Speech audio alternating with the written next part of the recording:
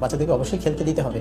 আমি কিন্তু বলছি না যে এই সময় তাকে একদমই খেলতে দেওয়া যাবে না, অবশ্যই খেলতে দিতে হবে, কারণ খেলাধুলা একটা ওর বিকাশের একটা অংশ। গরমের দিনে প্রচুর গরম, এমনিতেই বাচ্চা খুব ঘামবে, এক্সস্টেড হয়ে যাওয়ার সম্ভাবনা থাকবে যদি তার সাথে পানি খাওয়ানো একটা ঝামেলা হয়। অনেক সময় বাচ্চারা পানি খেতেই চায় না, তো ঝামেলা হতে পারে। তো এই সময় যদি ওকে আপনি প্রচুর খেলতে দেন, তাহলে কিন্তু এই খেলার কারণে ওর শরীর থেকে ঘাম হয়ে আরও বেশি পানি বের হয়ে যেতে পারে।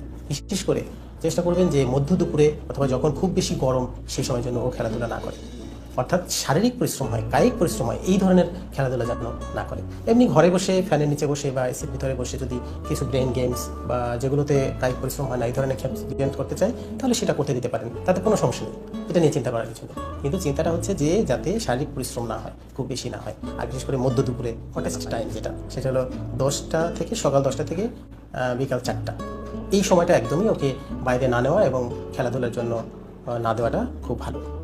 আর্লি মর্নিং অর্থাৎ সকালে 10টার আগে এবং লেট আফটারনুন অর্থাৎ 4টার পরে, এই সময়টায় একটু তাপ কমে আসে, বাতাসটা একটু ঠান্ডা ঠান্ডা হয়ে আসে এবং গরমের পরিমাণ কমে আসে। তো এই সময় আপনি তাকে বাইরে নিয়ে যেতে পারেন অথবা খেলাধুলার জন্য অ্যালাউ করতে পারেন।